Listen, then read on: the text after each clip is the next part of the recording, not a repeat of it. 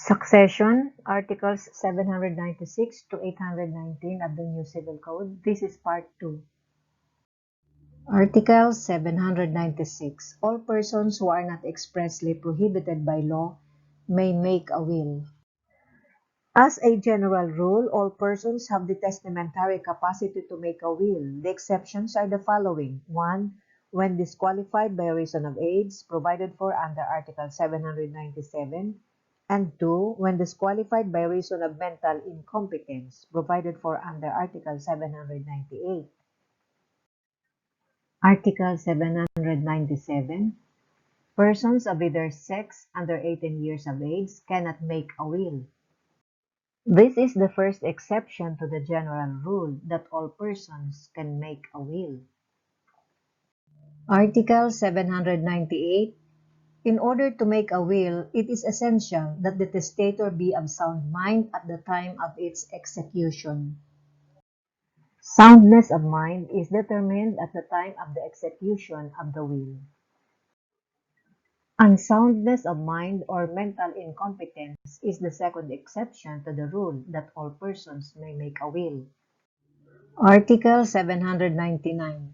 To be of sound mind, it is not necessary that the testator be in full possession of all his reasoning faculties, or that his mind be wholly unbroken, unimpaired, or unshattered by disease, injury, or other cause.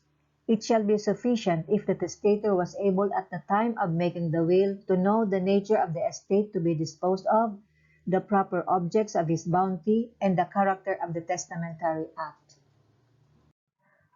Soundness of mind does not require that the testator be in full possession of reasoning capacity or that it be wholly unbroken, unimpaired, or unshattered. The testator is deemed to be of sound mind as long as he knows the nature of his estate, the proper objects of his bounty, and the character of the testamentary act. Knowing the nature of his estate means know what you own. This does not mean that the testator has to know the description of his property in detail. It is enough that he has a more or less fairly accurate idea of what his properties are. Knowing the proper objects of his bounty means knowing his immediate relatives. Experience of mankind is that you give to people who are related to you by blood. Immediate relatives here referred to parents, spouses, children, brothers, and sisters. Knowing the character of the testamentary act means know the essence of making a will. Know that you are making a document that disposes freely, gratuitously of your property, and that this disposition shall take effect upon your death. Even if the testator is insane as to other things, as long as he knows of these three things, namely the nature of his estate, the proper objects of his bounty, and the character of the testamentary act, he is deemed to have testamentary capacity. However, if he doesn't know one or more of these three things, he is deemed to be insane. Article 800. The law presumes that every person is of sound mind in the absence of proof to the contrary. The burden of proof that the testator was not of sound mind at the time of making his dispositions is on the person who opposes the probate of the will. But if the testator, 1 month or less before making his will, was publicly known to be insane, the person who maintains the validity of the will must prove that the testator made it during a lucid interval. The presumption is the testator is of sound mind. The exceptions are: number 1, under Article 800, Paragraph 2, 1 month or less before the making of the will, the testator was publicly known to be insane. And number 2, if there had been a judicial declaration of insanity, and before such order has been revoked.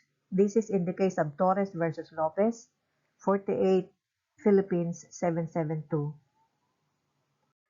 In these two cases, it is the proponent's duty to offer evidence to the contrary, namely, prove that the making of the will was made by the testator during a lucid interval.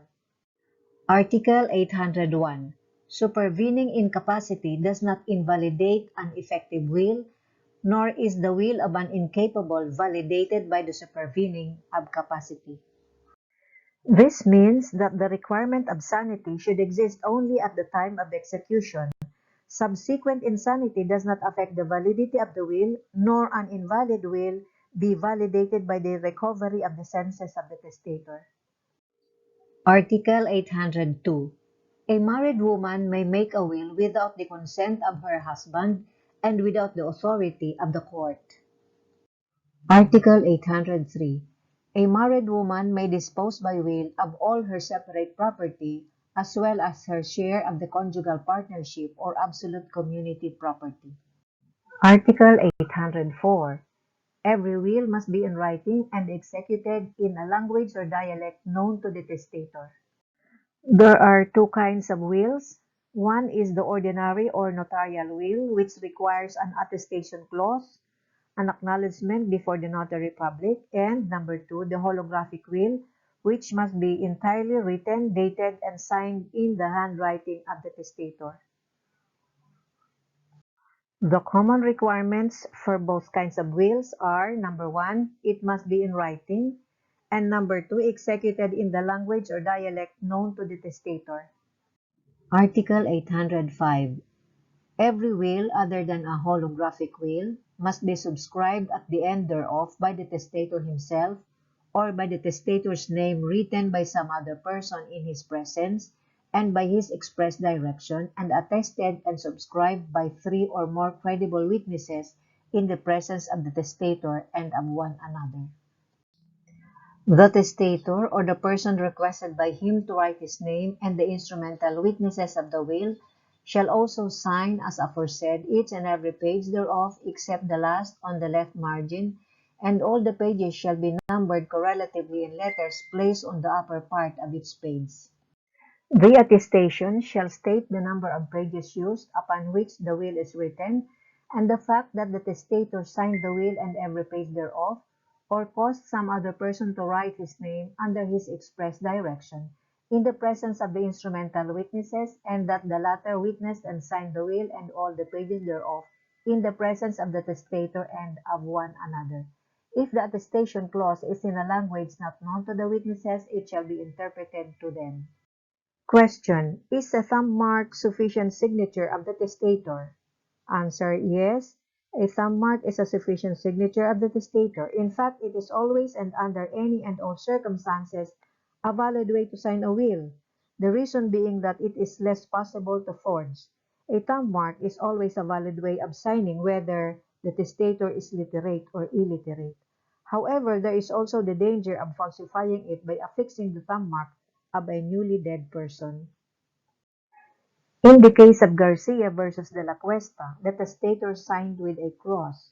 Is this a valid signature?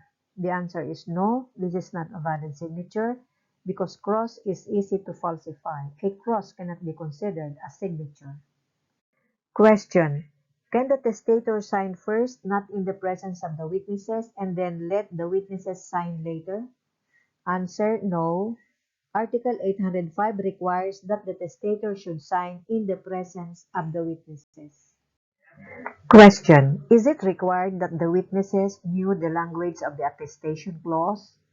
Answer: no, so long as it has been interpreted to them.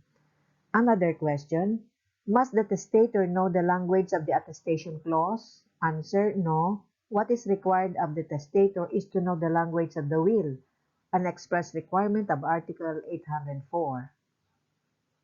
Another question: must the testator sign the attestation clause? Answer: no. So with respect to a notarial will, remember the following requirements. Number one, it is signed by the testator or his agent in his presence and by his express direction at the end thereof and in the presence of the witnesses. Number two, it is attested and subscribed by at least three credible witnesses in the testator's presence and of one another. Number three, the testator or agent must sign every page except the last on the left margin. Number four requirement is that witnesses must sign each and every page except the last on the left margin. Number five, all pages must be numbered in letters on the upper part of the page. Number six, there is an attestation clause. And number seven, the will is notarized. Article 806. Every will must be acknowledged before a notary public by the testator and the witnesses. The notary public shall not be required to retain a copy of the will or file another with the office of the clerk of court. Question. Can the notary public be one of the three instrumental witnesses? Answer. No. The notary public cannot be an oath witness and at the same time an oath taker. It is impossible for him to acknowledge before himself. The aim of the notary public to ensure the trustworthiness of the instrument would be lost because he will try to ensure the validity of his own act. So, as a general rule, the notary public cannot be a witness, but by way of exception, where there are more than three witnesses, then the notary public can be a witness. In such case, the requisite of three witnesses is achieved. Article 807. If the testator be deaf or deaf-mute, he must personally read the will if able to do so. Otherwise, he shall designate two persons to read it and communicate to him in some practicable manner the contents thereof. There are two situations contemplated under this article. First, if the testator can read, then he must read the will personally. Number two, if he is illiterate, then two persons must read the will and communicate to him the meaning of the will in some practicable manner. Article 808. If the testator is blind, the will shall be read to him twice, once by one of the subscribing witnesses and again by the notary public before whom the will is acknowledged. Under this article, if the testator is blind, the will must be read to him twice, first by one of the subscribing witnesses and second by the notary public, but not necessarily in that order. The reading is mandatory for the purpose of making known to the testator the provision of the will so that he may object if it is not in accordance with his wishes. Article 809. In the absence of bad faith, forgery, or fraud, or undue and improper pressure and influence, defects and imperfections in the form of attestation or in the language used therein shall not render the will invalid if it is proved that the will was in fact executed and attested in substantial compliance with all the requirements of Article 805. Article 810. A person may execute a holographic will which must be entirely written, dated, and signed by the hand of the testator himself. It is subject to no other form and may be made in or out of the Philippines and need not be witnessed. The advantages of a holographic will are the following. 1. It is cheaper, simpler, easier to revise. No notary public is needed. And number 2, absolute secrecy is guaranteed. On the other hand, the disadvantages are the following. Number 1, precisely because it guarantees secrecy and is simpler, it is also easier to falsify. Number 2, it may not express the testator's wishes due to faulty expression. Number 3, no protection against causes vitiating consent because there are no witnesses. The danger is higher. Number 4, it does not reveal testamentary capacity of the testator due to lack of witnesses. Number 5, it is easier to conceal than an attested will. And number 6, generally, danger of ambiguity is greater than in attested wills. Article 811. In the probate of a holographic will, it shall be necessary that at least one witness who knows the handwriting and signature of the testator explicitly declare that the will and the signature are in the handwriting of the testator. If the will is contested, at least 3 of such witnesses shall be required. In the absence of any competent witness referred to in the preceding paragraph, and if the court deem it necessary, expert testimony may be resorted to. During the probate of a holographic will, the will itself must be presented. Lost holographic wills cannot be probated even by the testimonies of witnesses because the will itself is the only proof of its authenticity.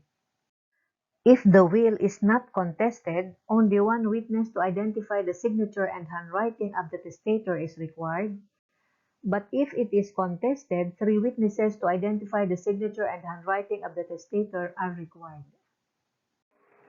Article 812. In holographic wills, the dispositions of the testator written below his signature must be dated and signed by him in order to make them valid as testamentary dispositions. Article 813. When a number of dispositions appearing in a holographic will are signed without being dated, and the last disposition has a signature and a date, such date validates the dispositions preceding it, whatever be the time of prior dispositions. If a will has several additions, the testator has two options. Number one, sign each disposition and sign and date the last, or sign and date each one of the additions. Article 814. In case of any insertion, cancellation, erasure, or alteration in a holographic will, the testator must authenticate the same by his full signature. Full signature means the manner the testator usually signs his name. Article 815. When a Filipino is in a foreign country, he is authorized to make a will in any of the forms established by the law of the country in which he may be. Such will may be probated in the Philippines. Article 816. The will of an alien who is abroad produces effect in the Philippines if made with the formalities prescribed by the law of the place in which he resides, or according to the formalities observed in his country, or in conformity with those which this code prescribes. Article 817. A will made in the Philippines by a citizen or subject of another country, which is executed in accordance with the law of the country of which he is a citizen or subject, and which might be proved and allowed by the law of his own country, shall have the same effect as if executed according to the laws of the Philippines. Under the three preceding articles, there are four combinations. 1. A Filipino makes a will in the Philippines. 2. A Filipino makes a will abroad. 3. A foreigner makes a will in the Philippines. And 4. A foreigner makes a will abroad. What law governs the validity of a will? As to its intrinsic validity, the national law of the testator. As to time, at the time of death, and as to place, the same for Filipinos and aliens. The same rule wherever you make your will. As to place, the testator has 5 choices. 1. The testator's citizenship. 2. The testator's domicile. 3. The testator's residence. 4. The place of execution of the will.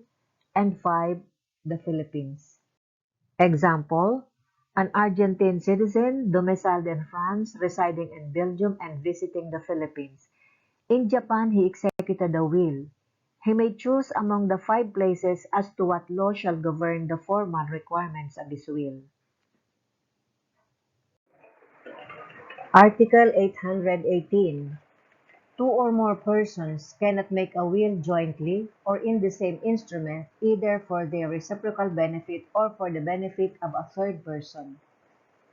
A joint will is one document which serves as the will of two persons, while a reciprocal will involves two instruments reciprocally making each other the heir. Both are prohibited under this article. Article 819. Wills prohibited by the preceding article, executed by Filipinos in a foreign country, shall not be valid in the Philippines, even though authorized by the laws of the country where they may have been executed. Under this article, Filipinos, whether here or abroad, cannot execute joint wills. It is against public policy. This provision is an exception to the rule enunciated in Articles 815 to 817 that for Filipinos, as long as their will is valid in the place of execution, then it is also valid in the Philippines. This is the end of Part 2.